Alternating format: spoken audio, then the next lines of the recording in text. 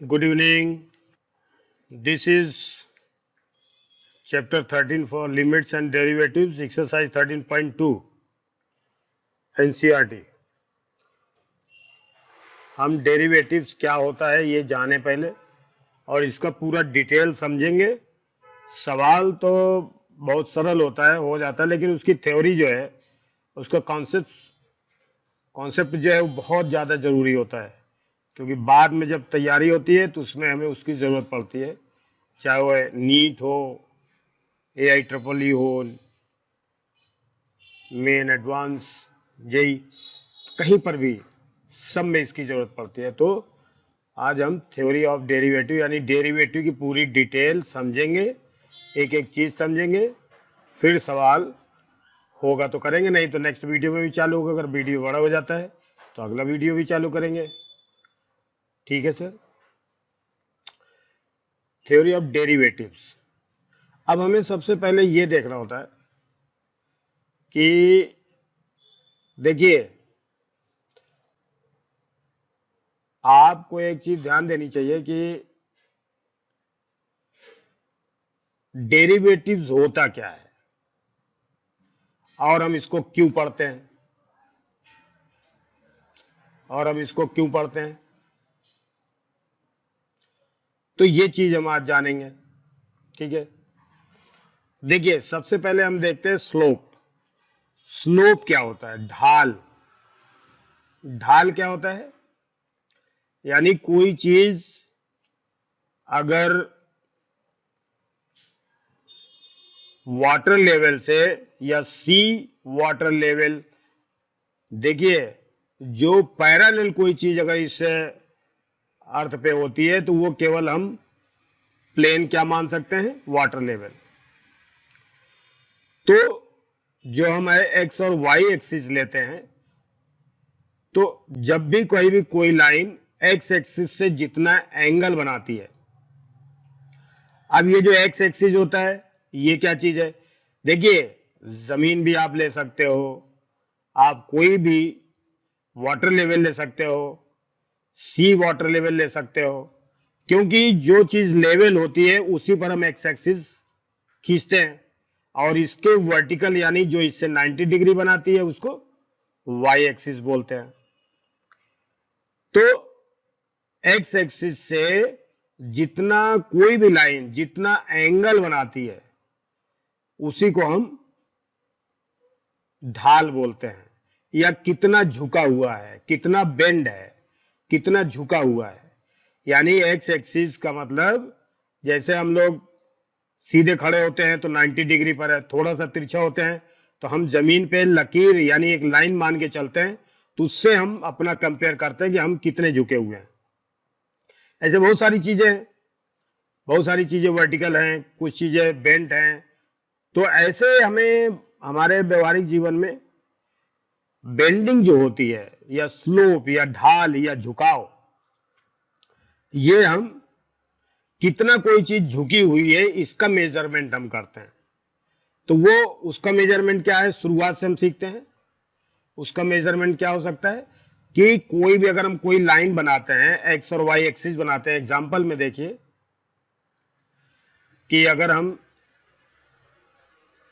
जैसे ये मान लिया आपका एक्स और वाई एक्सिस आपका है ये, तो ये एक्स एक्सिस और ये वाई एक्सिस, एक्स एक्सिस के एंटी क्लॉकवाइज अगर कोई हम लाइन, देखिए ये लाइन हो गई और इसमें एरो भी है, एंटी क्लॉकवाइज ये एंगल बन रहा है। देखिए इसमें डायरेक्शन भी है। एंटी क्लॉकवाइज किसको बोलते हैं, घड़ी की सुई की जो दिशा होती है, जिस डायरेक्शन में घड़ी की नीडल चलती है उसके अपोजिट डायरेक्शन में घड़ी की नीडल जो भी चलती है उसके नीडल के अपोजिट डायरेक्शन को बोलते हैं हम एंटी क्लॉकवाइज। तो ये एंटी क्लॉकवाइज पर कोई भी लाइन जब जितना एंगल बनाती है वो उस लाइन का स्लोप या ढाल या झुकाव कहते हैं। तो यहां पर हम क्या मान सकते हैं, थीटा। लेकिन जब हम, ये तो एंगल हो गया अपनी कोई भी लाइन जो है एक्स एक्सिस से जो एंगल बनाती है, तो इसका ढाल हम ले लेते हैं। यही हम ढाल इसको समझते हैं, इसी को हम झुकाव समझते हैं, इसी को हम इंग्लिश में स्लोप बोलते हैं। देखिए ढाल का मतलब हिंदी में ढाल है, झुकाव है। तो हम झुकाव मतलब कोई चीज कितनी झुकी है उसका हम कैसे पता लगा सकते हैं? तो एक्स एक्सिस के कंपेयर करके हम देखते हैं कि एक्स एक्सिस से कितना एंगल वो वस्तु बनाती है, तो वही उसकी ढाल है। अब कोई लाइन है, अब हम कोई चीज सीखते हैं तो लाइन लेकर के समझते हैं। तो एक्स एक्सिस से कोई भी लाइन जितना एंगल बनाए एंटी क्लॉकवाइज डायरेक्शन में या क्लॉकवाइज डायरेक्शन में, उसको हम ढाल बोलते हैं या स्लोप बोलते हैं। तो ये थीटा जो है ये स्लोप ऑफ लाइन कहलाएगा, स्लोप ऑफ लाइन, इस लाइन का स्लोप। अब देखिए ये तो हमने ये आपको स्लोप समझा दिया। अगर किसी भी लाइन का स्लोप हमें ज्ञात करना है तो हम उस लाइन पे कम से कम 2 पॉइंट होता है, 11th क्लास में क्वाड्रेंट ज्योमेट्री में है ये, कि ये तो हमने ज्योमेट्रिकली समझाया है कि अगर एक्स एक्सिस कोई भी लाइन जितना एंगल बनाती है वो उसका स्लोप कहलाता है, ये ज्योमेट्रिकली है। लेकिन इसको हम दिखाएंगे कैसे? तो हम कोई भी लाइन पर, देखिए एक एग्जांपल लेते हैं। जैसे कोई भी लाइन ऐसे हमने लिया, ये लाइन, और इसको हमने ए और बी कह दिया। अब ए और बी के 2 कोऑर्डिनेट लिए हमने x1 और y1, और इसका कोऑर्डिनेट लिया b, x2 और y2, ये 2 कोऑर्डिनेट हमने लिए। अब हमने x1 y1 x2 y2, ये एब्सिसा और ऑर्डिनेट है। इसका मतलब क्या हुआ? ये x और y एक्सिस के रेस्पेक्ट में ये पॉइंट्स हैं, तो उसको हम बना लें यहां पर x और y एक्सिस, ताकि क्लियर हो जाए, हमारा जो कॉन्सेप्ट है वो क्लियर हो जाए। तो देखिए ये ए पॉइंट है, ये ध्यान दीजिए, ये लाइन हम आगे भी बढ़ा सकते हैं, ये एक्स एक्सिस ऐसे बढ़ा दिया हमने आगे, तो ये एंगल है, ये स्लोप है। अब इसकी वैल्यू हम कैसे निकालेंगे? अगर हमें 2 पॉइंट दिए होते हैं तो देखिए ये ए पॉइंट जो है, इससे हमने ये पॉइंट लिया, तो यहां से यहां तक की वैल्यू क्या हो गई? x1, और यहां से यहां तक की वैल्यू क्या हो गई? y1। तभी हम ए पॉइंट पे पहुंचेंगे। फिर बी पॉइंट पे हम देखते हैं, देखिए यहां से यहां तक की डिस्टेंस जो है वो x2 है, और यहां से यहां तक की डिस्टेंस जो है ये y2 है। अब हम याद ए से हम बी, देखिए इसका नाम हम रख सकते हैं AM BN, और ए से BN पर हमने परपेंडिकुलर AC डाल दिया। ये परपेंडिकुलर लाइन है और ये लाइन जो है 90 डिग्री पर है, अर्थात एक्स एक्सिस के पैरेलल लाइन हो गई है। ध्यान दीजिए, ए, इसका नाम हम रख देते हैं AC। AC जो लाइन है, ये लाइन, ये AC लाइन जो है MN लाइन के पैरेलल है, अर्थात जो वाटर लेवल है या जो जमीन का लेवल है या जो एक्स एक्सिस है, असल में ये लेवल ही होता है। किसी भी चीज का जो लेवल होता है, जो समतल होता है कोई चीज, तो उसी को हम एक्स एक्सिस उसी पर हम खींच सकते हैं, ऐसा मानते हैं हम। ये तो हम प्लेन पर दिखाते हैं या पेपर पे दिखाते हैं, लेकिन वास्तव में देखा जाए तो हम एक्स एक्सिस कहां पर खींचते हैं भाई? जहां पर प्लेन होगा। वाटर लेवल सबसे ज्यादा प्लेन लेवल कहलाता है, तो हम ये मान के चलते हैं एक्स एक्सिस जो है वो वाटर लेवल के अनुसार पैरेलल होता है, वाटर लेवल के पैरेलल लाइन होती है, वही एक्स एक्सिस होती है। अगर हम पहाड़ पे ये लाइन लेते हैं तो वहां पर भी लेवल अगर मान लीजिए है, लेकिन अगर हम जमीन से देखेंगे तो कंपेयर करने में टेढ़ा भी हो सकता है, झुका हुआ अलग हो सकता है, तो हम प्लेन नहीं ले सकते। तो ऐसी बहुत सारी चीजें, तो हमें तो केवल ये ध्यान रखना है कि एक्स एक्सिस से जो लाइन जो एंगल बना रही है थीटा, इसका हम मेजर कैसे करेंगे। अब आपने देखा कि बेटा ये जो लाइन है AB लाइन, ये लाइन जो है एक्स एक्सिस से थीटा एंगल बना रही है। अब ये थीटा इसी का झुकाव है या स्लोप है या ढाल है या बेंड है, जितनी बेंड हुई है, मुड़ी हुई है। तो इसको हम देखें, अब देखिए ये जो एंगल बन रहा है ए सी बी, ये एक राइट एंगल ट्राइंगल बन गया। अब अगर हम देखते हैं कि ये दूरी अगर हम निकालते हैं, ध्यान से समझिए, अगर हम ये दूरी निकालते हैं यानी एम एन, ये एम एन दूरी जो है, ये देखिए यहां से यहां तक की दूरी x2 है और यहां से यहां तक यानी O से N तक x2 है, O से N तक x1 है। अगर हम x2 में से x1 माइनस कर दें तो mn की वैल्यू आ जाएगी। तो mn की वैल्यू x2 माइनस x1 है तो वही AC के बराबर भी होगी। तो ये AC की वैल्यू क्या हो गई, x2 माइनस x1। ये फिर हम देखते हैं कि BN की जो लंबाई है ये y2 है और BC की जो CN की जो लंबाई है, देखिए इसी के बराबर y1 है ये यहां। अब अगर हम ये दूरी BC निकालना चाहते हैं, ये वाली दूरी, तो हम y2 में से y1 घटा दें तो ये क्या हो जाएगा, हो जाएगा y2 माइनस y1। अब tan जो होता है, अब देखिए ये एंगल जो है, चूंकि ये AC जो है OX के पैरेलल है या MN के पैरेलल है, तो ये लाइन जितना एंगल बनाएगी, यानी ये जो लाइन AB जितना एंगल x एक्सिस से बनाएगी उतना ही एंगल AC से भी बनाएगी। क्यों, क्योंकि ये ट्रांसवर्सल लाइन हो गई और AC और OX पैरेलल लाइन हो गई या MN पैरेलल लाइन हो गई, ये ट्रांसवर्सल लाइन हो गई, तो कॉरेस्पॉन्डिंग एंगल इक्वल होंगे। तो ये एंगल थीटा है तो ये भी थीटा हो जाएगा।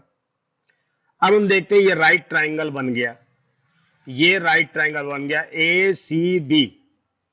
तो राइट ट्राइंगल में क्या होता है, tan theta means perpendicular upon base. तो इसमें परपेंडिकुलर क्या हो गया, y2 minus y1 by h2 minus x1। ये जो है ये इस लाइन का झुकाव है। हम अगर किसी भी लाइन पर दो कोऑर्डिनेट्स दिए होते हैं तो उस लाइन का हम स्लोप निकाल सकते हैं, यानी वो लाइन एक्स एक्सिस से कितना स्लोप बनाए हुए, कितनी झुकी हुई है, ये वैल्यू हम ज्ञात कर सकते हैं। ये चीज हमने जो है 10th क्लास तक ये सब चीजें पढ़ी है, 11th में भी हमने कोऑर्डिनेट ज्योमेट्री में पढ़ा है। लेकिन अब हम डेरिवेटिव जिसको बोलते हैं उसमें थोड़ा सा प्रॉब्लम है। ये ज्योमेट्रिकल कंस्ट्रक्शन हम करते हैं, लेकिन जब कोई भी ये स्ट्रेट लाइन है, यानी किसी भी लाइन को एक्स एक्सिस से एंगल अगर बनाना है तो किसी भी लाइन पर कम से कम 2 पॉइंट हमें होने चाहिए, तभी ये स्लोप निकलेगा। यानी फिर से आप समझिए, किसी भी लाइन का एक्स एक्सिस से अगर स्लोप निकालना है तो उस लाइन के लिए कम से कम 2 पॉइंट होना चाहिए। देख लीजिए आपके सामने है tan थीटा, तो यानी थीटा जो है स्लोप है, इससे निकल जाएगा। अगर हम इसको चाहें तो ऐसे भी लिख सकते हैं, theta is equal to tan inverse y2 minus y1 by x2 minus x1।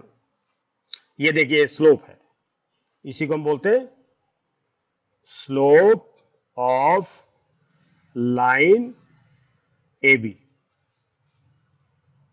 यही है। अब ये चीज है, कम से कम 2 पॉइंट होना चाहिए। लेकिन जब कोई कर्व होता है, कर्व का मतलब स्ट्रेट लाइन भी कर्व में ही आता है, लेकिन कर्व का मतलब होता है वो टेढ़ा मेढ़ा भी हो सकता है। अब आप देखिए इस बात को समझिए कि कोई कर्व कैसे हो सकता है, ध्यान दीजिए। देखिए ये डायग्राम देखिए, ये देखिए, ये जो कर्व है ये फंक्शन है। तो कोई भी फंक्शन का जब कोई ग्राफ बनेगा, कोई डायग्राम बनेगा, तो ये इस तरह से मान लीजिए बना है। अब हमें ये देखना है कि ये लाइन जो है एक्स एक्सिस से कितना झुकी हुई है। तो ऐसी कंडीशन में हमारी ये जो 2 पॉइंट वाली थ्योरी होती है ये फेल हो जाती है। It becomes as an obstacle in that time when it was the state of searching that how can we find the slope of a line whenever you are not given 2 points on the line. तो it was very difficult for those mathematicians in that time कि अगर हमें किसी line पर 2 point अगर नहीं दिए हैं तो फिर हम किसी कर्व पर किसी भी पॉइंट पर अगर हम देखें तो वो कर्व एक्स एक्सिस से कितना झुका हुआ है कैसे पता चलेगा।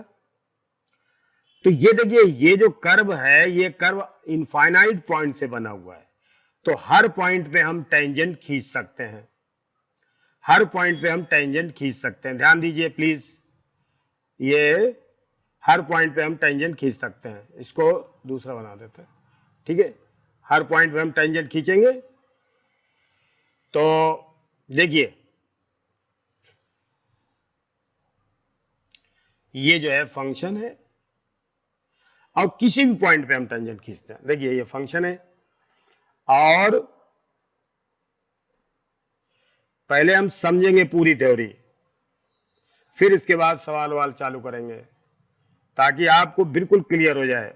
और मैं कोशिश करूंगा कि कहते नहीं, ट्राई करते हैं कि आपकी पूरी कॉन्सेप्ट क्लियर हो जाए।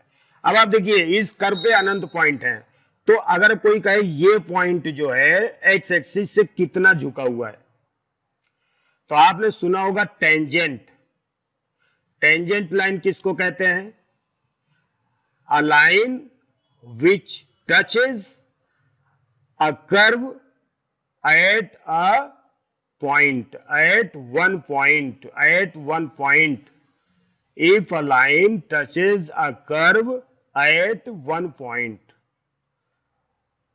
at one point means unique point, एक ही point से touch करेगा, तो that line which passes through or touches one point of a line, then that line is called tangent of that line, that line on that point, and point is called point of contact. That point is called point of contact, यानी स्पर्श बिंदु। जैसे मान लीजिए यहां पर हमने लिया ये जो पॉइंट है, मैंने इसका नाम रख दिया ए। अभी मैं समझा रहा हूं, आप देखिए अभी यहां से अगर एक लाइन हम गुजार देते हैं, मान लीजिए हमने ये लाइन ले ली, ये अब ये जो लाइन है, देखिए ये लाइन आप ऐसे हर पॉइंट पे टेंजेंट खींचा जा सकता है, किसी भी पॉइंट पे एक पॉइंट से टच करती हुई लाइन, यानी टेंजेंट किसको कहते हैं? जो किसी भी कर्व को केवल एक पॉइंट पे टच करे उसको हम बोलते हैं। तो ये जो है ये टेंजेंट लाइन कहलाएगी। और ये देखो ये टेंजेंट लाइन भी, इसका स्लोप क्या होगा? एक्स एक्सिस से हम मेजर कर लेंगे थीटा। तो अब हमें ये प्रॉब्लम हुई कि किसी कर्व के लिए कम से कम स्लोप के लिए 2 पॉइंट होना चाहिए और हमारे पास 2 पॉइंट नहीं है। तो मैथमेटिशियन जितने भी थे उस टाइम के, उन्होंने एक तरीका निकाला। क्या तरीका निकाला? अब आप देखिए उन्होंने जो तरीका निकाला वो आप समझे। यहां पर फिर एक कर्व बनाते हैं, अब समझेंगे। देखिए एक हमने यहां पर एक कर्व बनाया, ये एक कर्व है, ठीक है। और हमने एक्स और वाई एक्सिस भी बना लिया, ये देखिए, ठीक है। मैं आपको मेथड बता रहा हूं। अब एक 2 पॉइंट इसमें लिया हमने, ध्यान दीजिए, एक पॉइंट ले लिया और इसी कर्व पे दूसरा भी पॉइंट ले लिया, ठीक है। इसी कर्व पे एक पॉइंट ए ले लिया और एक पॉइंट बी ले लिया। अब अगर हम इस पॉइंट का कोऑर्डिनेट मान लेते हैं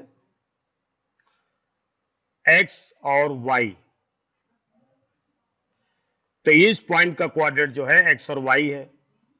और इस पॉइंट में देखिए ध्यान से समझिएगा इसको, इस पॉइंट को आपको समझना है।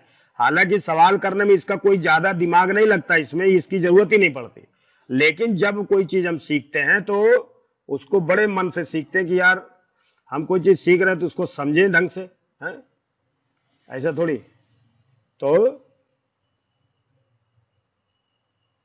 हाँ ठीक है। तो ये पॉइंट ए है बेटा और ये वाला पॉइंट बी है। अब देखिए हम क्या करते हैं, ये जो पॉइंट बी हमने बनाया है ये ए के इतने करीब बनाया है कि बी और ए के बीच का जो डिफरेंस है ना के बराबर है, यानी हमने ए के बिल्कुल करीब बी बनाया है। तो ए से थोड़ी सी दूरी इनफाइनाइटेसिमली स्मॉल, यानी बहुत छोटी, जीरो के करीब हमने जो बी बनाया। लेकिन अब ये बी हमने इतनी दूर क्यों बनाया, क्योंकि ये चीज हमें आपको समझानी है, इसलिए बड़ा बना के हमने दिखाया। बाकी ये पॉइंट जो है ए के बिल्कुल करीब है, ए के बिल्कुल करीब है ये पॉइंट, ये आपको ध्यान रखना है। तो ए हमने क्या किया, तो ए से बिल्कुल बिल्कुल बिल्कुल पास में एक पॉइंट हमने लिया जो यहां पर हमने बना दिया।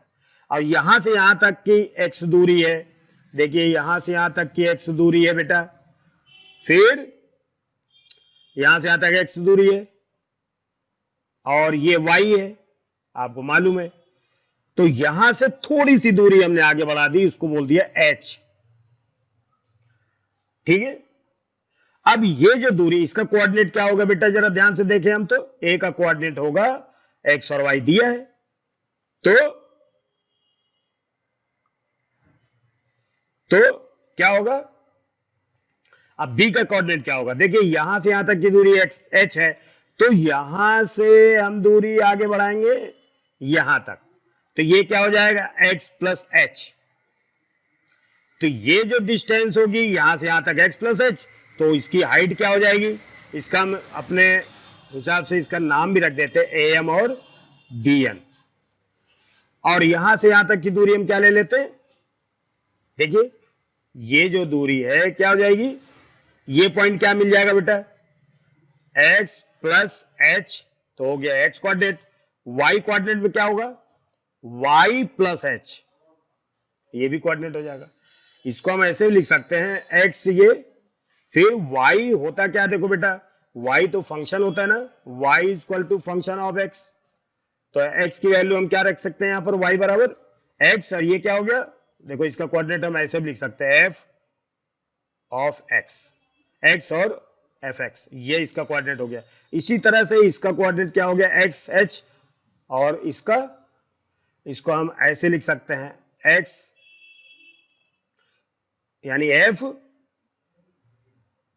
x प्लस एच, ये जो दूरी है, ध्यान दीजिए ये जो पॉइंट है इसको हमने यहां से यहां तक की दूरी x लिया, यहां से यहां तक की दूरी x प्लस एच लिया, फिर यहां से जो कोऑर्डिनेट जाएगा यहां ये x प्लस एच और function of x plus H, ये इसकी हाइट होगी। ये चीज हमने यहां लिख दिया ताकि साफ समझ में आ जाए। यहां पर ये पॉइंट ध्यान दीजिए, ये जो डिस्टेंस है h is very very very small, zero से भी बहुत ज्यादा स्मॉल, यानी यू समझ लो h इज अप्रोक्सीमेटली 0.000000000, ऐसे 1000 जीरो लगा लें हम, फिर यहां 1 लिख दिया, तो ये इतना छोटा होता है, ये बिल्कुल इसके करीब है, यहां पर है ये, लेकिन हमने इसको यहां, देखिए ये मेरा मतलब कहने का, या छोटा सा बना रहे हैं, फिर से देखिए ये जो कर्व है ऐसे है, तो ये जो पॉइंट ए है ये तो है ही है, बी इसके बिल्कुल यहां पर हम बना रहे हैं, यहीं पर बिल्कुल इसके जस्ट पास, यानी ए और बी में डिस्टेंस बिल्कुल ना के बराबर हो जाए। तो अब आप ये देखिए कि ये जो डिस्टेंस हो गई बेटा, ये हो गया ये एक्स और ये एफ एक्स, ये हो गया, और यहां से यहां तक हमने h लिया है, तो यहां से यहां तक क्या हो जाएगा एफ एक्स प्लस एच, ये हो जाएगा। अब आप ध्यान दीजिए ये चीज हमने जो यहां पर हमने बताया था ना ए और बी के बीच में, ये बी असल में इसके बिल्कुल पास में है, यानी बिल्कुल ना के बराबर इसके बीच के डिस्टेंस है। तो अगर हम इसके बीच में एक लाइन खींचते हैं, ये देखिए ये लाइन दिखेगी नहीं, ये तो समझाने के लिए, you must remember this expression only to make this concepts easier, otherwise it is too small to see. तो ये देखिए आप, ये जो लाइन अब बोलेंगे हम इसको सेकेंड लाइन बोल सकते हैं, ठीक है। अब हम इसको परपेंडिकुलर इस पे डाल दें, ए बी, इसका नाम रख दिया सी, ए बी और ये सी। अब आप देखिए ये लाइन अब आप आगे भी बढ़ा सकते हैं, ऐसे ये लाइन आगे भी बढ़ा सकते हैं, ठीक है। ये एंगल बन गया, ठीक है। तो ये जो सेकेंड लाइन है, दिस सेकेंड लाइन का स्लोप क्या है, थीटा। इस सेकेंड लाइन का स्लोप क्या है, थीटा है।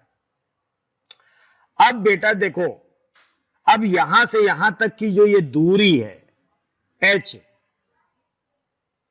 ये बिल्कुल स्मॉल है, very very small, h very very very very small. 10 बार मैं बोल रहा हूं इसी बात को, तो वेरी स्मॉल है। तो इसका मतलब अब हम इसको समझाने के लिए क्या करते हैं बेटा, ये बी पॉइंट को हम क्या करेंगे, बिल्कुल मान लीजिए हम बी पॉइंट को हम इधर लाने की कोशिश करते हैं, इधर लाने, देखिए बी पॉइंट को इधर लाने की कोशिश कर रहे हैं। तो ये कब कोशिश हो सकती है, जब ये जो डिस्टेंस है बेटा ये 0 हो जाता है। अगर h अगर 0 के करीब अप्रोच करे, यानी ये h जो हमने लिया है बिल्कुल इसके पास लिया है, वो भी करीब क्या हो जाए, लगभग 0 हो जाए, तो ये जो लाइन बन रही है, ये जो सेकेंड लाइन है, इसको हम लिख देते हैं, ये सेकेंड लाइन है, सेकेंड लाइन का थीटा स्लोप है। अब ये जो, जब हम h को बिल्कुल 0 के करीब ले जाएंगे तो ये पॉइंट फिर यहां से मूव करने लगेगा, यानी बी पॉइंट जब यहां पर आ जाएगा बेटा ये पॉइंट, तो ये लाइन जो है ऐसे बन जाएगी, ऐसे ध्यान दीजिए, ऐसे बन जाएगी। फिर ये लाइन, ये पॉइंट इधर आएगा, जब देखो h कम हो रहा है, ये दूरी कम हो रही है, तो यानी ये पॉइंट इधर ही आएगा तभी तो होगा। फिर देखिए यहां पर लाया पॉइंट, तो ये लाइन और ऐसे हो जाएगी, है ना, ऐसे।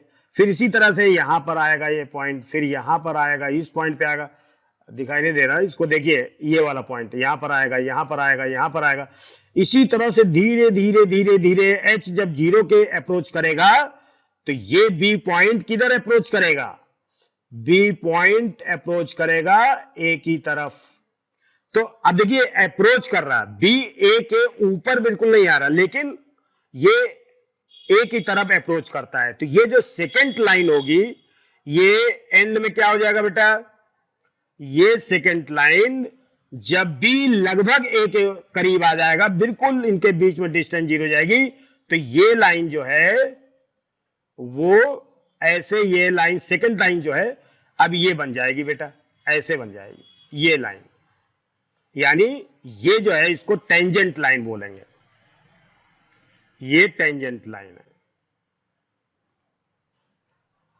अब ये जो टेंजेंट लाइन बनी, ये एक ही पॉइंट से टच हो रही है, यानी बी पॉइंट ए की तरफ गया, तो ये जो सेकेंड लाइन क्या बन जाएगी, टेंजेंट लाइन। इसका मतलब क्या हुआ, बी जब पॉइंट किधर चलेगा, जब देखिए जब h टेंस टू 0 तो B point tends to A, तो इसी कंडीशन में क्या होगा, secant line tends to tangent line, tangent line. अब ये जो टेंजेंट लाइन है ये 2 पॉइंट से ही बना है, ध्यान दीजिए, you have to realise and feel what I am to going to explain this. B point actually comes nearer and nearer towards A but does not coincide to A, means A के बिल्कुल करीब आ जाती है लेकिन वो A पर नहीं आती, तो उसके बीच में 2 पॉइंट मिल गए हमें, बिल्कुल उनके बीच के डिस्टेंस बिल्कुल ना के बराबर है, लेकिन हमारे पास 2 पॉइंट आ गए, तो 2 पॉइंट लगभग 1 पॉइंट बन गया। तो ऐसी कंडीशन में उस पॉइंट पर एक टेंजेंट खींचा जा सकता है। तो ये जो सेकेंड लाइन किसमें चेंज हो गई, टेंजेंट लाइन। अब इसी टेंजेंट लाइन को हम बोल देते हैं slope of tangent. Slope of tangent, देखिए सेकेंड लाइन का स्लोप था थीटा, अब ये थीटा टेंस टू, देखिए अब यहां पर साई हो गया बेटा, साई ये एंगल है, इसको हम साई बोलते हैं, तो थीटा क्या हो जाएगा, थीटा टेंस टू साई। तो ये जो थीटा है वो क्या है बेटा, ये स्लोप ऑफ सेकेंड लाइन। तो किसमें चेंज हो जाता है बेटा, स्लोप ऑफ टेंजेंट में, स्लोप ऑफ टेंजेंट। तो अब इसको हम कैसे निकाल सकते हैं इसका स्लोप। तो देखिए इसका स्लोप जो है, इस चीज को हम कैसे समझाएंगे। देखिए सबसे पहले हम सेकेंड लाइन लेते हैं। In triangle, very very important please, in triangle, ये राइट ट्रायंगल है A C B, angle C equal to 90 degree, ध्यान रखना है। तो देखो बेटा टेन साई, देखिए ये जो एंगल है यही एंगल यहां पर भी बन जाता है। तो अभी तो हम थीटा समझेंगे, अभी यहां पर थीटा है, बाद में फिर साई पे जाएगा ये। तो अभी तो हम लिखेंगे टेन थीटा इक्वल टू, है ना, सेकेंड, हाँ, तो ये क्या हो जाएगा, स्लोप ऑफ सेकेंड, हाँ, इन ट्रायंगल। देखिए BC बाई AC, BC का मतलब, BC का मतलब क्या लिखेंगे हम, FX प्लस H, और देखिए यहां से यहां तक की दूरी FX प्लस है, और यहां से यहां तक की दूरी, ये ऊंचाई है, ये FX है। देखिए ये FX है, और यहां से यहां तक क्या है, FX प्लस H। तो ये होगा FX plus H minus FX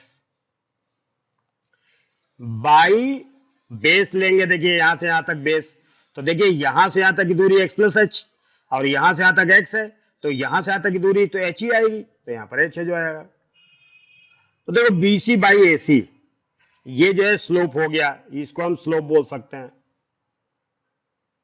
slope of second. ठीक है, अब इसको हम देखते हैं। When B tends to C, B tends to A, तो क्या होगा बेटा, H टेंस टू 0। तो ऐसी कंडीशन में क्या हो जाएगा, थीटा टेंस टू साई, और ये जो स्लोप ऑफ सेकेंड है, तो slope of secant change into approaches to slope of tangent, slope of tangent. और यही स्लोप ऑफ टेंजेंट क्या कहलाता है, डेरिवेटिव, डेरिवेटिव, डेरिवेटिव। ठीक है, अब इसको हम क्या लिख सकते हैं, BC बाई AC,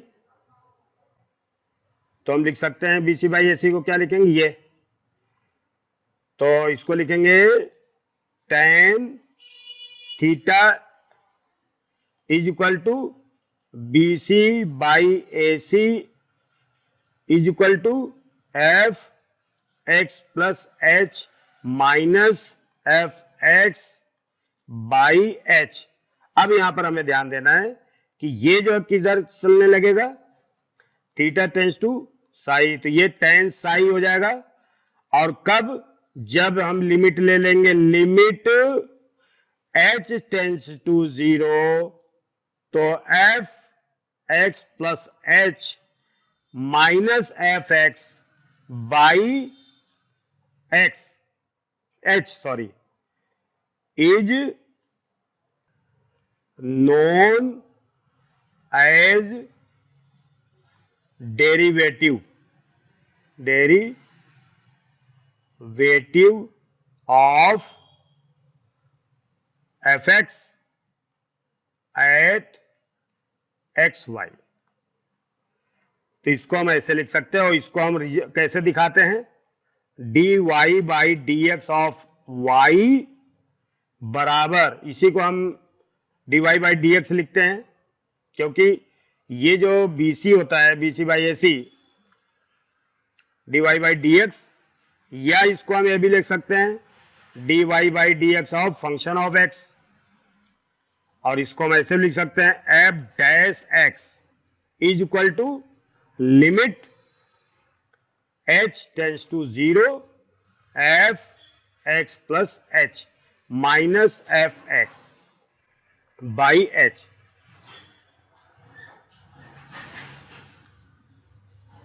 और इसको हम बोल, it is also called, it is also called derivation, या डिफरेंशिएशन हम लिख सकते हैं, डिफरेंशिएशन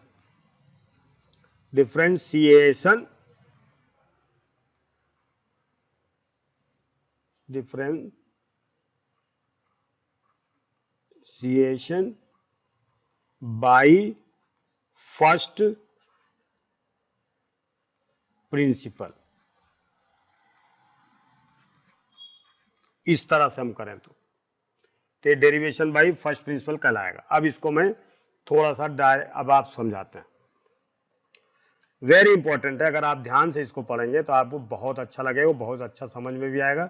लेकिन अब आपको ये तो हमने इतना समझा दिया, अब इतना समझने के बाद आप चाहें तो भूल भी सकते हैं। मैं आपको शॉर्टकट में वेरी सिंपल समझाता हूं, उसको भी आप देख लें। देखिए किसी भी कर्व पे, देखिए ये शॉर्टकट है, वेरी सिंपल तरीका। किसी भी जनरल, देखिए ये कर्व जो है फंक्शन ऑफ एक्स है, वेरी इंपॉर्टेंट है, ये ध्यान, ये first point function of x दिया है। अब ये अनंत पॉइंट पे बना है, यानी ये जो कर्व है, curve is made by infinite points, और हर पॉइंट पे हम टेंजेंट खींच सकते हैं। तो किसी भी पॉइंट पर अगर हम टेंजेंट बोलें, लाइन के किसी भी पॉइंट पे अगर हम टेंजेंट बोलते हैं, तो कोई पॉइंट हम ले सकते हैं, जैसे हमने लिया ए, तो इसका नाम क्या रख सकते हैं, एक्स और वाई। अब आप इस विषय में आप समझ लें, ए जो हमने एक्स और वाई लिया है, एक्स और वाई तो कोई भी पॉइंट हो सकता है, यानी इनफाइनाइट पॉइंट है, तो इसका हर पॉइंट का ये रिप्रेजेंटेटिव है। यानी जो कर्व ये बना हुआ है इनफाइनाइट पॉइंट से बना हुआ है, तो ये जो पॉइंट है हर पॉइंट का ये रिप्रेजेंटेटिव है। या यूं समझ लो कि जैसे कभी मैच होता है, तो मैच में 11 प्लेयर्स होते हैं, वो अगर वो मैच कभी इंडिया में जो खेलते हैं प्लेयर्स अगर वो हार जाते हैं क्रिकेट, तो लोग ये नहीं कहते कि जो है विराट कोहली हार गया, या फिर सहवाग हार गया, या फिर सचिन हार गए, ऐसा कोई नहीं कहता कि इंडिया हार गई। क्यों? क्योंकि वो जो 3 व्यक्ति हैं या ये जो 11 प्लेयर्स हैं, actually they are the representative of the India, तो उनको वो रिप्रेजेंट करते हैं इंडिया को। इसी तरह से एक्स वाई जो पॉइंट है वो जनरल पॉइंट है, यानी any point on a curve, you can say any point on a curve, any point on a curve. अब अभी कहीं I have a book, I have a book means क्या होता है, मेरे पास कोई भी किताब है, यानी एनी, तो ये तो जनरल में हो गया, हमें इससे पता नहीं चलता कि मेरे पास एक किताब है। इसी तरह से एनी पॉइंट का मतलब हुआ कि ये हर पॉइंट के लिए रिप्रेजेंट करता है। तो ऐसी कंडीशन में ए पॉइंट का जो हम स्लोप निकालते हैं, ये एक्स एक्सिस से जो स्लोप बनाता है ये कर्व, ध्यान दीजिए, ये इसको हम थीटा भी बोल सकते हैं, साई भी बोल सकते हैं। अब आप देखिए इसको हम क्या लिख सकते हैं, टेन थीटा बराबर D Y by D X of function of X is equal to limit, क्या लिखते हैं हम, h टेंस टू 0। ये चीज तो हम लिखते हैं क्योंकि हमने एक जनरल पॉइंट लिया, हमने कुछ और लिखा नहीं है। h tends to 0 F X plus H minus F X by H, ये स्लोप है, इसको हम एफ डैश एक्स भी बोलेंगे। और देखिए हमने यहां पर कुछ नहीं लिखा ज्यादा, हमने क्या है, ये differentiation of function at point A. अब ये जनरल पॉइंट है, एक्स की वैल्यू कुछ भी हो सकती है। इसी चीज को अगर हम कभी कहें, ये पॉइंट 1 हो गया, अब सेकंड पॉइंट हम देखते हैं, वेरी इंपॉर्टेंट पॉइंट है। अब आप देखिए सेकंड पॉइंट क्या होगा, सेकंड पॉइंट को हम ध्यान देते हैं, यहां पर ये पॉइंट है,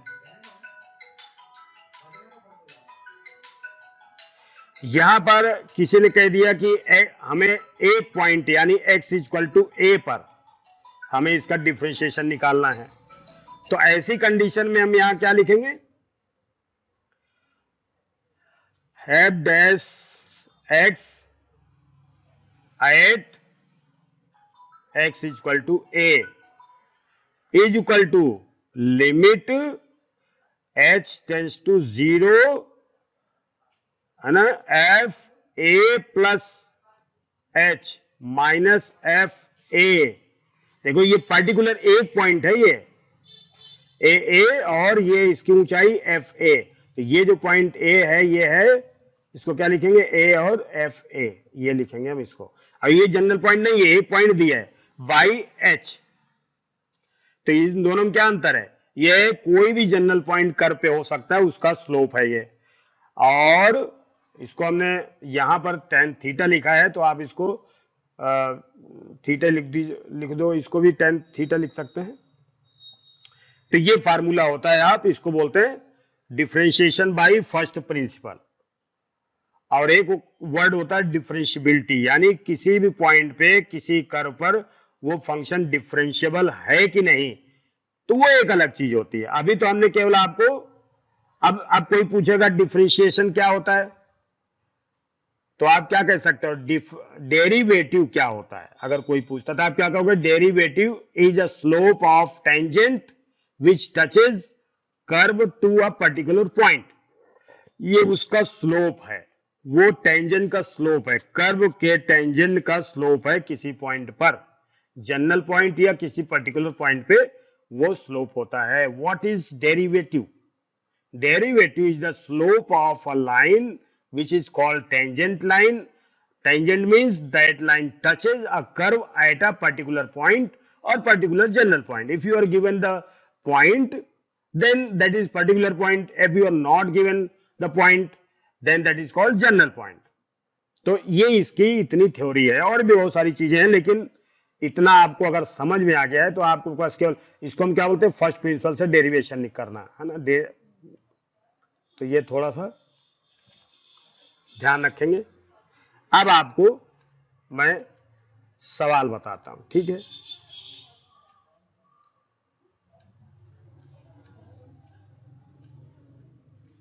ये फार्मूला आपको मैंने बता दिया, ठीक है। देखिए यहां पर ये फार्मूला है, इसको हमने बता दिया।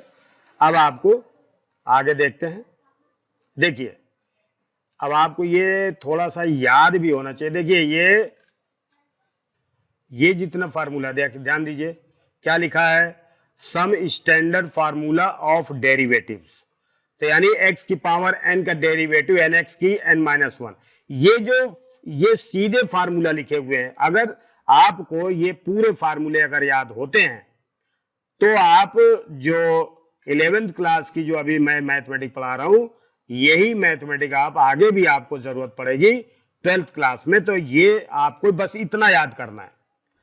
मतलब ये जो फार्मूले हैं ये डेरिवेशन भी होते हैं फर्स्ट प्रिंसिपल के द्वारा, लेकिन जब दूसरे सवाल हम करते हैं तो ये जो फार्मूले हैं, हालांकि ये सम्स भी कहलाएंगे, इनको क्वेश्चन भी कहते हैं, इनको सवाल भी हम कहते हैं कि ये भाई x की पावर n का डेरिवेटिव क्या होगा, लेकिन ये तो सवाल भी है, लेकिन ये दूसरे सवालों के लिए स्टैंडर्ड फार्मूले का काम करते हैं, ठीक है।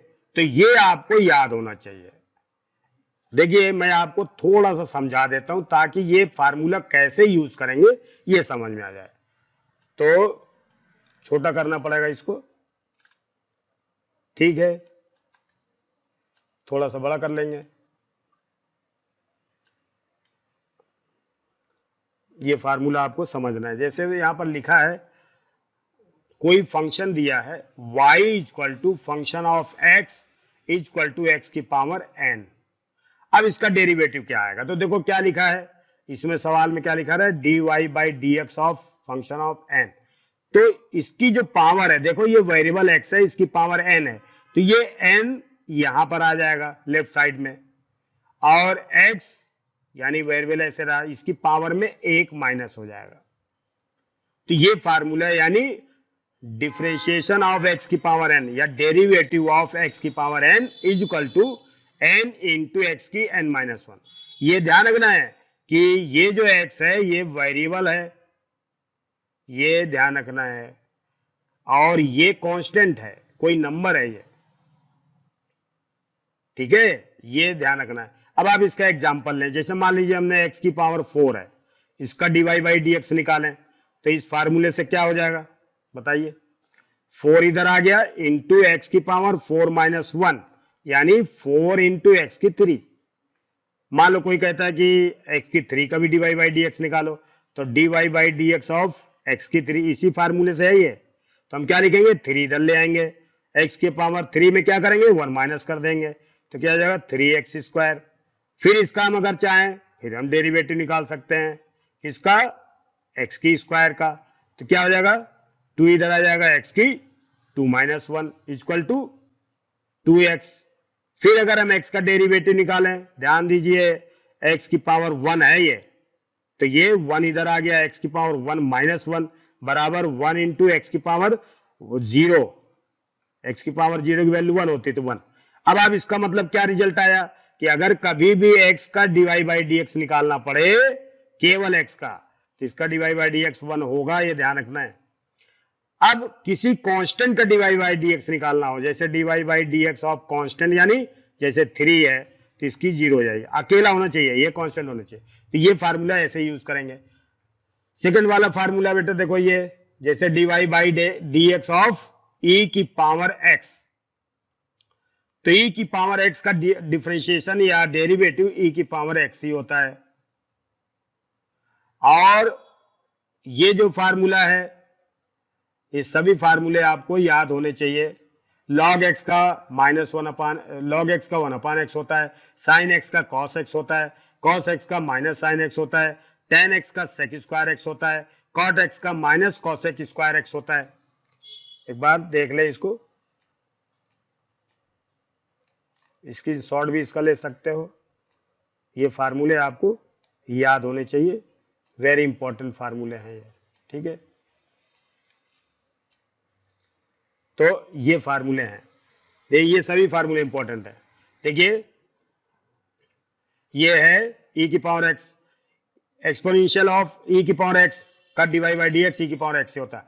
a की पावर x यानी यहां पर कोई कांस्टेंट होगा और यहां पर वेरिएबल है, तो a की पावर x इधर आ जाएगा और log बेस इसका e होता है, और ये जो बेस है यहां पर लिख देंगे। log x का 1 अपान x होता है, तो x इज ग्रेटर देन 0 का मतलब क्या होता है, नीचे 0 नहीं होना चाहिए, अनडिफाइंड हो जाएगा नहीं तो। साइन का dy by dx cos x होता है, cos का माइनस sin x होता है, tan x का sec स्क्वायर x होता है, cot x का माइनस cosec स्क्वायर x होता है, sec x का sec x into tan x होता है, cosec x का minus cosec x into cot x होता है। कोई भी कांस्टेंट का अगर हम dy बाई dx निकालें तो 0 होता है, लेकिन अगर किसी कांस्टेंट के साथ फंक्शन का मल्टीप्लाई हो रहा है तो कांस्टेंट बाहर आ जाएगा, फिर फंक्शन का dy बाई dx होगा। अगर रूट x का dy बाई dx निकालना है तो 1 अपान 2 रूट x होगा, ठीक है। ये याद करना है आपको, तो ये जरूरी है। अब ये थोड़ा सा समझ लें आप लोग, केवल हमें इसको समझना है। थ्योरम क्या कह रहा है, ये थ्योरम क्या कह रहा है, इसके अलावा ध्यान देना है कि इसमें क्या समझाया जा रहा है। देखिए, if function f1x, f2x, f3x से लगा करके nth फंक्शन तक आर डिफरेंशिएबल फंक्शंस, यानी गिवन फंक्शन जो भी हैं ये सब फंक्शन डिफरेंशिएबल हैं। तो अगर हम सभी फंक्शन को ऐड करें या सब्ट्रैक्ट करें, सब फंक्शन को ऐड करके उसका डिफरेंशिएशन करें, ऐड करें या सब्ट्रैक्ट करें। देखिए f1x प्लस का मतलब ऐड कर दिया हमने, इधर सब का प्लस ले लें तो ये सभी फंक्शन का एडिशन हो गया। तो किसी भी दो या दो से अधिक फंक्शन जितने भी हैं उन सब को जोड़ करके, मतलब उनको हम प्लस लिख करके सबको ऐड करके उसका डिफरेंशिएशन करें, तो उनको हम, इसका मतलब क्या होता है कि उनको हम अलग अलग डिफरेंशिएट कर सकते हैं। यानी बहुत सारे फंक्शन का समेशन का डिफरेंशिएशन उन फंक्शन के अलग अलग डिफरेंशिएशन के सम के या डिफरेंस के बराबर होता है। ये आपको समझ में आ जाएगा। चलो एक सवाल देखते हैं। जैसे मान लीजिए आपके पास है y इक्वल टू, थोड़ा बड़ा हो गया ये, देखिए ये चीज हमें समझाना है तो ध्यान दीजिए। जैसे यहां लिखा है y equal to 4x plus sine x, तो ये देखो ये फंक्शन अलग है fx और ये फंक्शन अलग है gx मान लिया हमने। तो अगर हम इसका dy बाई डी एक्स निकालें, dy by D X of यानी fx का प्लस gx का, तो इसका मतलब क्या होता है लिखने का? इसका मतलब यही होता है कि fx की जगह 4x है और gx की जगह sin x है। तो अगर हम इसका डिफरेंशिएशन निकालें तो इसको अलग अलग लिख देंगे, dy by D X of function of x, है ना, plus dy by D X of function of g of x, अलग अलग लिख देंगे। अब इसी तरह से इसको भी हम देखें, dy by D X of 4x, तो इसको अलग लिख देंगे, dy by D X of 4x plus dy by D X of sine x लिख सकते हैं। ये अलग अलग फंक्शन हो गया। अगर यही माइनस का होता तो यहां माइनस हो जाता। तो और भी एक सवाल देख लेते हैं। यहां पर एक एग्जांपल ले लेते हैं। मान लीजिए दिया है function 4x minus 3 cos x plus ex minus tan x। अब आप देखिए ये फंक्शन क्या हो गया, f1x हो गया ये, और यहां माइनस है। ये फंक्शन मान लीजिए f2x हो गया, ये फंक्शन f3x हो गया, ये फंक्शन f4x हो गया। हमने अलग अलग मान लिया। अब इनका कोई कहे इनका डिफरेंशिएशन करो, डिफरेंशिएट करो या डेरिवेटिव निकालो, तो dy by D X of ये सभी फंक्शन का, तो हम इसको अब अलग अलग करके निकाल लेंगे। इन सब के सम या डिफरेंस का डिफरेंशिएशन इनके अलग अलग फंक्शन के डिफरेंशिएशन के या डेरिवेटिव के सम या डिफरेंस के बराबर होता है। तो dy by D X of क्या लिखेंगे, ये फार्मूला हम इसमें लगाएंगे अब, तो 4x minus dy by D X of 3 cos x plus dy by D X of ex minus dy by D X of tan x। अब आप देखो बेटा dy बाई डी एक्स, देखो इधर कांस्टेंट, अभी आपने थ्योरम पढ़ी थी कि अगर किसी भी फंक्शन में किसी कांस्टेंट से मल्टीप्लाई हो तो कांस्टेंट अलग रह जाएगा, dy by D X of function का करेंगे। तो इसी तरह से देखिए 4 है, इधर 4 लिख दिया, x का dy बाई डी एक्स क्या होगा, 1 होगा। अभी आपको मैंने करके दिखाया, माइनस 3 ऐसे रह गया और cos का माइनस साइन x हो जाएगा dy बाई डी एक्स। अभी हमने बताया आपको ex का आपको मालूम है ex ही होता है, और dy by D x tan x का क्या होता है sec स्क्वायर x। तो देखिए अलग अलग आपका हो गया। तो ये फार्मूला, इसको ये मतलब है इसका, तो आप इसको कर सकते हैं। अब आपको जो इंपॉर्टेंट रूल है ये सीखना है, यानी प्रोडक्ट रूल ऑफ डिफरेंशिएशन, इसको आपको समझना है। प्रोडक्ट रूल ऑफ डिफरेंशिएशन, देखिए प्रोडक्ट रूल ऑफ डिफरेंशिएशन,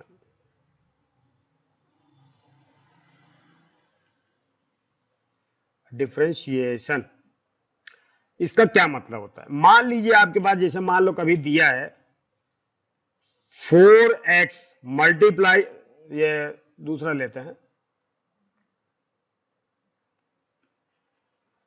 मान लीजिए यहां x की क्यूब दिया है, और इसके बगल में लिखा है 10x। ध्यान दीजिए, अब ये दो फंक्शन अलग अलग हैं, इनका मल्टीप्लाई हो रहा है। ये फंक्शन अलग है और ये फंक्शन अलग है। यू माइंड इट, ये फंक्शन अलग है, ये फंक्शन अलग है। इसको हम f1 कह सकते हैं, fx कह सकते हैं, और इसको gx भी बोल सकते हैं।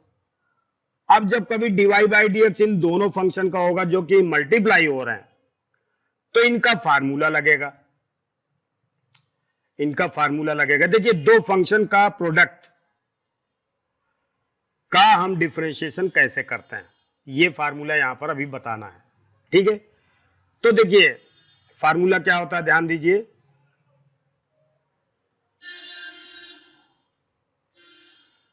देखिए, let two functions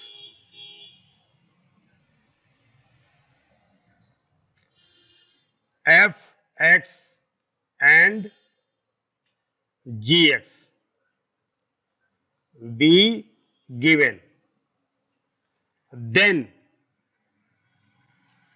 dy by dx of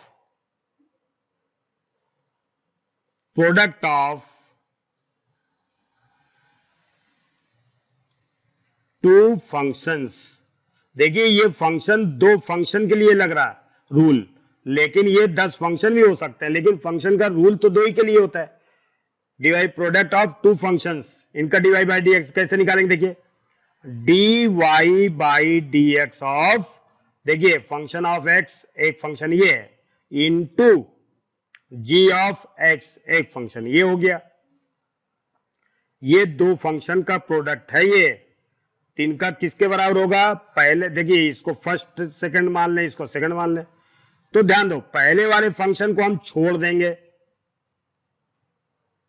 जरूरी नहीं कि आप इसी को छोड़ें, आप इसको भी छोड़ सकते हैं। तो एक फंक्शन को हमने छोड़ दिया, तो अब सरल क्या पड़ता, पहले वाले फंक्शन को छोड़ना, जो भी आपको लगता हो। फर्स्ट फंक्शन को हमने छोड़ दिया, सेकंड का dy बाई dx निकालेंगे, dy by dx of second वाले का, फिर प्लस लगाएंगे, फिर सेकंड वाले को अब छोड़ देंगे जो भी अभी हमने किया था, और dy बाई dx ऑफ किसका लेंगे?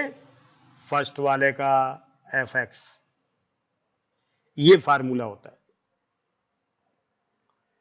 ये फार्मूला होता है। अब ये सवाल हम इसी तरह से कर सकते हैं।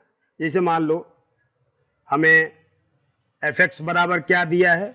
x की क्यूब। gx बराबर क्या दिया है बेटा? 10x।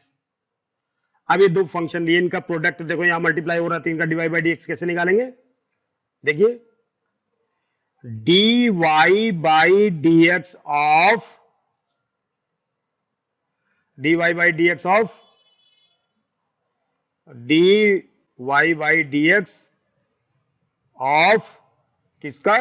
x की क्यूब इंटू 10x। तो क्या करेंगे? अभी हमने क्या किया था, इस फंक्शन को छोड़ दिया, तो हमें x की क्यूब को छोड़ देंगे। फिर हम किसका करेंगे? सेकंड वाले का, यानी dy by dx of 10x, ये दूसरा फंक्शन है इसको।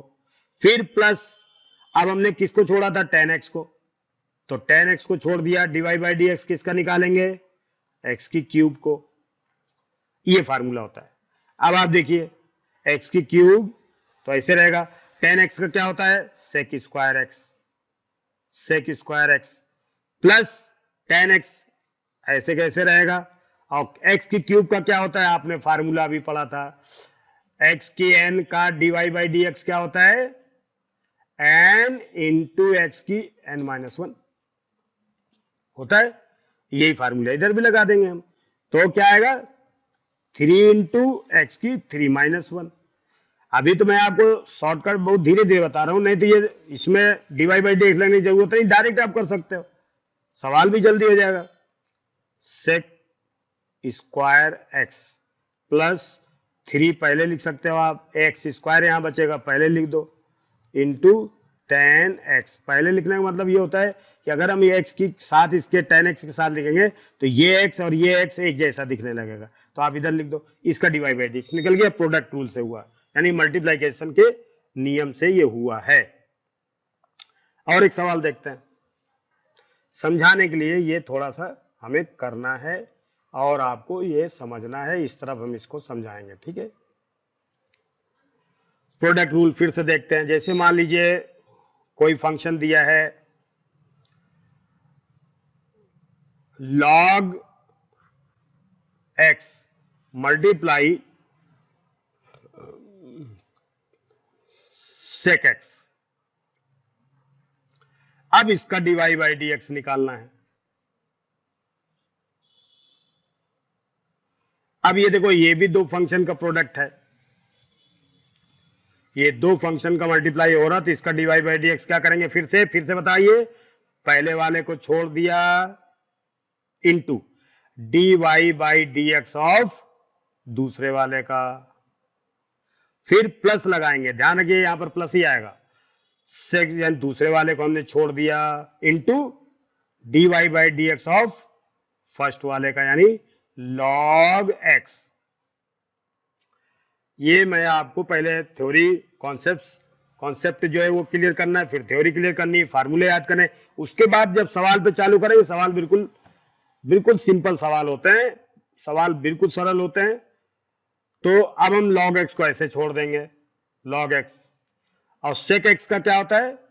sec x into tan x, ये हमने अभी लिखवाया था आपको, प्लस अभी वहां लिखा हुआ है, आप देख लें sec x। अब log x का क्या होता है बेटा? 1/x, बस हो गया। अब इसको चाहे सेट कर लो थोड़ा, बस हो गया काम करता। तो मल्टीप्लाई का एक रूल आपको समझ में आ गया होगा। और अब हम देखेंगे, एक और सवाल ले लेते हैं। जैसे मान लीजिए ex दिया है और ex और क्या दिया है? cos x, इसका कोई कहता है dy बाई dx निकालो। अब एक सवाल मैं आपको बिना फार्मूला लगाए हुए डायरेक्ट लिखता हूं। जैसे देखिए ex को छोड़ दिया, अब cos x का dy बाई dx क्या होगा? माइनस साइन x, अब आपने लिखा हुआ है, प्लस अब cos x को छोड़ दिया, ex का dy बाई dx क्या होता है? ex ही होता है। देखिए अब हमने dy बाई dx भी नहीं लिखा, सीधे लिख दिया। आप ऐसे कर सकते हैं।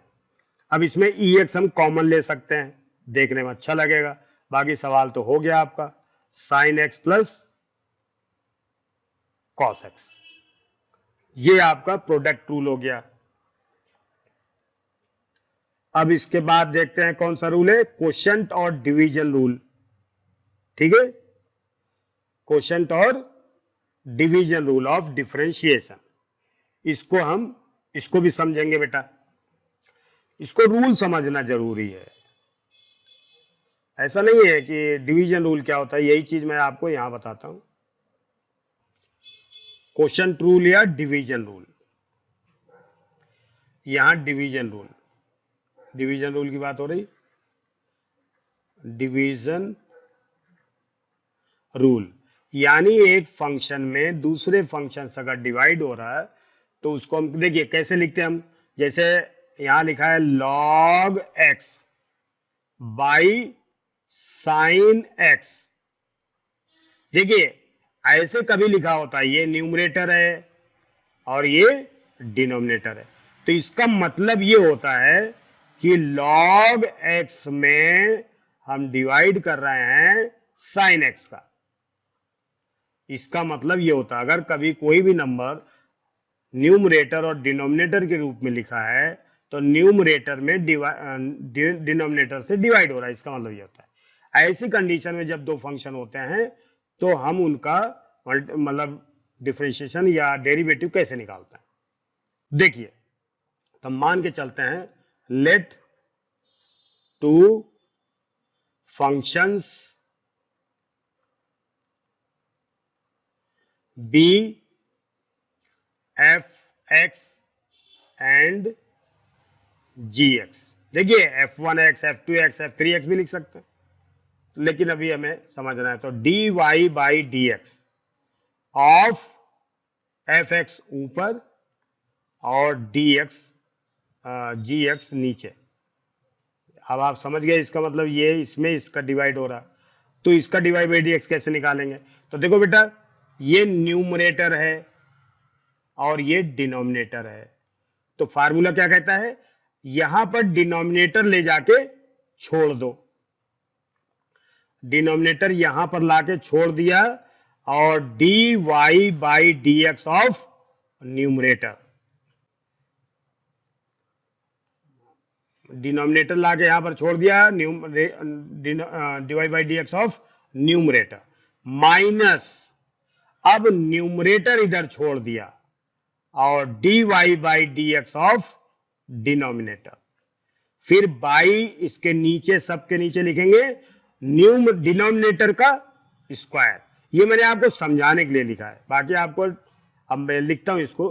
तो देखिए डिनोमिनेटर यहां क्या है, gx है, तो हमने gx को ऐसे लिख दिया, इनटू अब dy बाई dx किसका लेना है बताइए आप लोग, dy बाई dx किसका लेंगे, इसको डिनोमिनेटर के ऊपर ले गए fx, dy बाई dx किसका निकालेंगे, fx का, फिर माइनस यहां फार्मूले में। अब हमने देखो gx जो डिनोमिनेटर था उसको ऊपर ले गए और न्यूमरेटर का dy बाई dx, फिर हम न्यूमरेटर को छोड़ देंगे, अर्थात फंक्शन ऑफ x को छोड़ देंगे ऐसे के ऐसे, फिर into dy by dx of किसका निकालेंगे, g ऑफ x का, फिर क्या करेंगे, इन सब के नीचे जो भी डिनोमिनेटर में होगा, जैसे यहां पर gx है तो इसका स्क्वायर कर देंगे। तो ये फार्मूला इस तरह से होगा। एक चीज और, अगर न्यूमरेटर प्रोडक्ट रूल या डिवीजन रूल या क्वोशंट रूल जो होता है ये पढ़ाया जाता है, इसकी थ्योरम जो इसका नियम होता है वो तो केवल दो फंक्शन के लिए होता है, लेकिन इस फार्मूले से आप दो फंक्शन भी हो सकता है, तीन भी हो सकता है, चार भी हो सकता है, 5, 6, 7 कुछ भी हो सकता है। हालांकि सवाल बड़ा हो जाएगा, थोड़ा सा कठिन भी हो जाएगा, लेकिन हो सकता है, ऐसा नहीं है। अब ये फार्मूला रिपीट भी कर सकते हैं, यानी कि डिवीजन फार्मूला या प्रोडक्ट फार्मूला जो है उसको हम रिपीट करके भी लगा सकते हैं, इसी फंक्शन में दो दो बार लगा सकते हैं हम।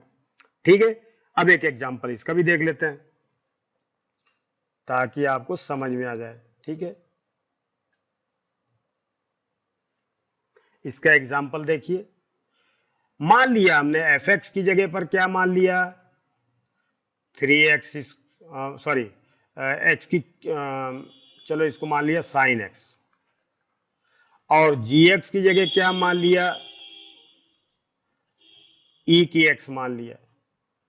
अब क्या कह रहे हैं हम कि fx में gx से डिवाइड हो रहा, अर्थात क्या मतलब हुआ, fx यानी sin x में ex से डिवाइड हो रहा। अब इसका डिफरेंशिएशन करना है, dy बाई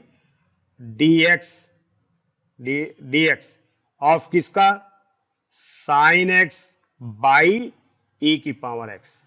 अब हमने आपको फार्मूला पढ़ाया था, याद होना चाहिए कि डिनोमिनेटर को ऊपर ले जाके हम छोड़ देते हैं, ठीक है, इनटू न्यूमरेटर जो दिया होता है इसका dy बाई dx निकालते हैं, dy by dx of numerator जो कि क्या लिखा है sin x, फिर माइनस, अभी हमने डिनोमिनेटर को ऊपर लेके छोड़ा था, न्यूमरेटर का किया था, अब हम न्यूमरेटर को छोड़ देंगे, छोड़ देने का मतलब इसका dy बाई dx नहीं करेंगे, किसका करेंगे, dy by dx of denominator का करेंगे ex, फिर क्या लिखेंगे, इसका डिवीजन नीचे क्या लिखेंगे, जो डिनोमिनेटर है उसका स्क्वायर, ये। अब आप देखिए ex ऐसे कैसे आ जाएगा, sin x का cos x होता है, फिर माइनस माइनस लगा दिया, sin का क्या होता है, cos x, sorry sin x तो ऐसे छोड़ देंगे क्योंकि इसका dy बाई dx तो निकाल नहीं रहे हम, dy बाई dx ex का ex ही होता है बाई ex को हम चाहें तो दो बार लिख सकते हैं, ex को हम ऐसे भी लिख सकते हैं, ऐसे भी। अब हम चाहें तो इसमें ex कॉमन ले सकते हैं, ex हमने कॉमन ले दिया, तो यहां पर क्या आ गया, cos x minus sin x by ex का स्क्वायर। अब ये एक बार ये और ये स्क्वायर हट जाएगा, तो क्या हो जाएगा, cos x minus sin x by E x, ये आपका dy बाई डी एक्स आ गया। तो समझ में आ गया होगा। अब आप एक वेरी इंपॉर्टेंट फार्मूला है, रूल है, जिसको आपको सीखना है। और क्या है? Chain rule. ध्यान दीजिए, चेन रूल, चेन रूल आपको सीखना है, very important, very very important है चेन रूल, ठीक है। और इसको आप सीखेंगे। अब देखिए, आपके जो सवाल हैं एक्सरसाइज के, वो तो अब इसके वीडियो के बाद, अभी इसके थ्योरी पढ़ाने के बाद दूसरे वीडियो में इनके क्वेश्चन सॉल्व करेंगे। और अगर जरूरत पड़ेगी तीसरा वीडियो भी बनेगा, आपके पूरे सवाल सॉल्व करेंगे, चिंता ना करें। अब आप देखिए चेन रूल क्या होता है। बहुत अच्छा रूल है ये, इसको हम चेन रूल कहते हैं। चेन रूल में आपको थोड़ा सा ध्यान देना है, ध्यान दीजिए। चेन रूल, श्रृंखला नियम। अब चेन रूल मतलब श्रृंखला नियम, ठीक है। तो ये बहुत अच्छा नियम होता है। इसमें हम मल्टीप्लाई का भी रूल लगा लेते हैं, डिवीजन का भी रूल लगा लेते हैं, सब रूल लग जाते हैं इसमें। और नहीं तो जो डिफरेंशिएशन होता है वो बहुत कठिन हो जाता है, लिखने में बड़ा भी हो जाता है। चेन रूल क्या करता है, ये एक तो शॉर्ट कर देता है सवाल को, दूसरा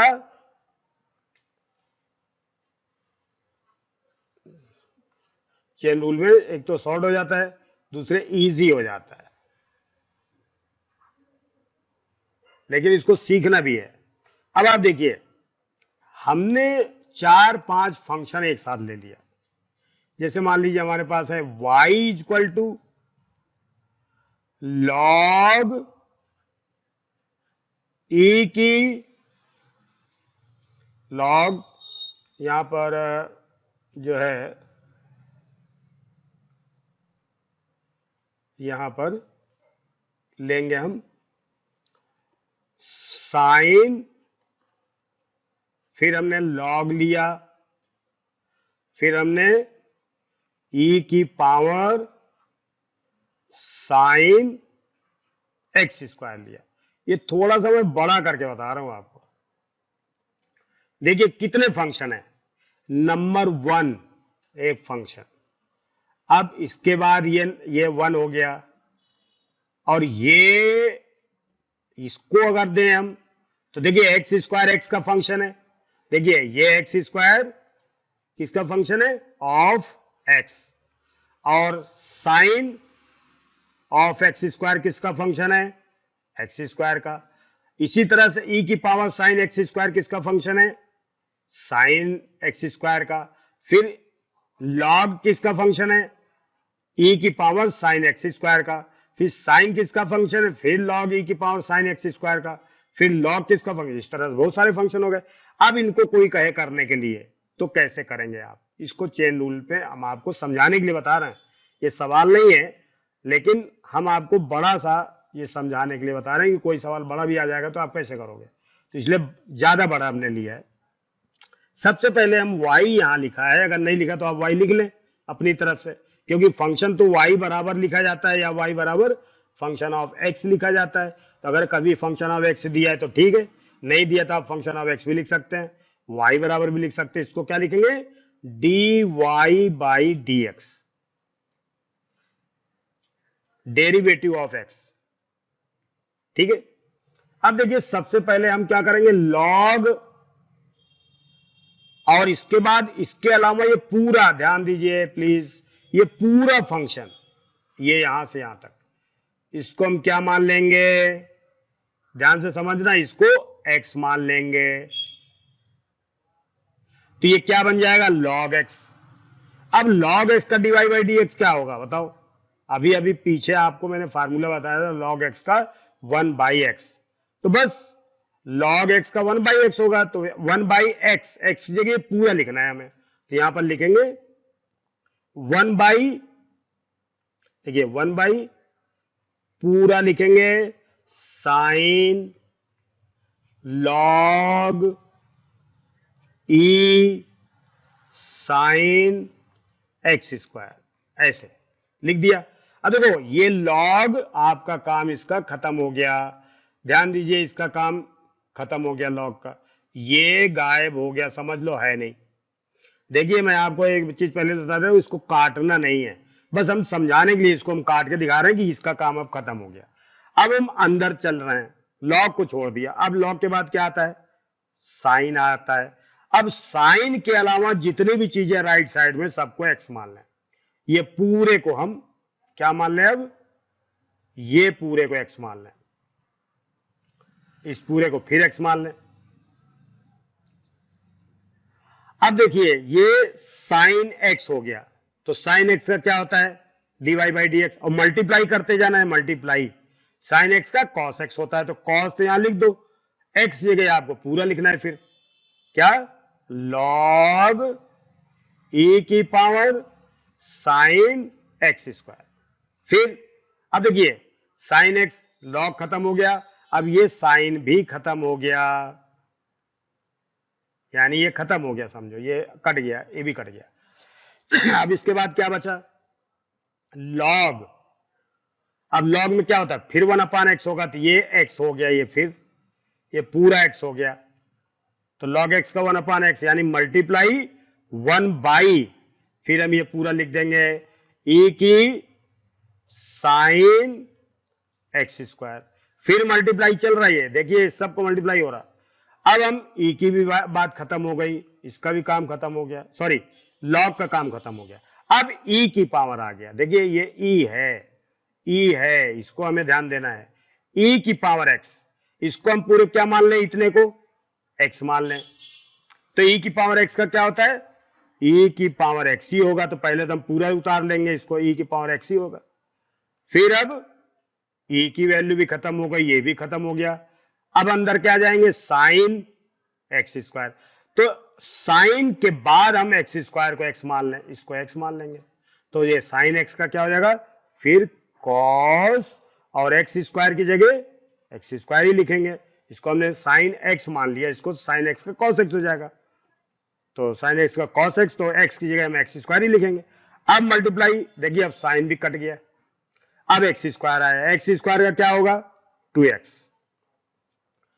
देखिए इस तरह से हम एक एक फंक्शन छोड़ करके दूसरे को करते जाते हैं, तो ये चेन रूल कहलाता है। अब इससे मैं आपके एक दो सवाल करके दिखाता हूं, ठीक है, चेन रूल से, इसमें dy बाई डी एक्स नहीं लिखते हैं, ठीक है, ये मैं आपको रूल सिखा रहा हूं, इसलिए आपको थोड़ा ध्यान देना चाहिए कि ये रूल है, केवल आप समझ लेंगे सवाल करने में आसानी होगी। जैसे मान लीजिए y इक्वल टू दिया है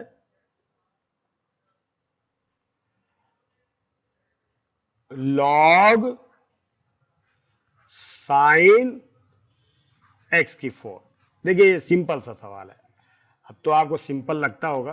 देखिए अब dy बाई डी एक्स लिखा हमने, chain rule, using chain rule, using chain rule, ये हमें ध्यान देना, dy by D x equal to, अब ये देखो बेटा, ये log x को छोड़ के बाकी को x मान लो, ये इसको हमने x मान लिया, तो log x का क्या होता है, 1/x, तो 1/x, तो ये x माना है हमने, तो x की जगह जो भी होगा वो लिख देंगे पूरा, इसको हम ये अपने मन में मान के चलते हैं, log x का फार्मूला लगेगा, तो log x का 1/x होता है, तो 1 और x ये जो भी है वो सब नीचे आ जाएगा फिर, क्योंकि ये x है, देखिए इसके अलावा सब नीचे आ जाएगा, तो क्या हो जाएगा, साइन x की 4। अब आप ये लॉग का काम खत्म हो गया, देखिए इसको काटना नहीं है, ये लॉग अब खत्म हो गया, समझ लो, अपने दिमाग में रख लो। फिर मल्टीप्लाई का ही साइन लगाएंगे, अब लॉग खत्म हो गया था, अब लॉग के तुरंत बाद क्या आ रहा, साइन, तो बेटा साइन के अलावा जो भी चीज होती है उसको x मान लो, तो साइन x का क्या होता है, कॉस, फिर x जगह क्या लिखेंगे, x की 4,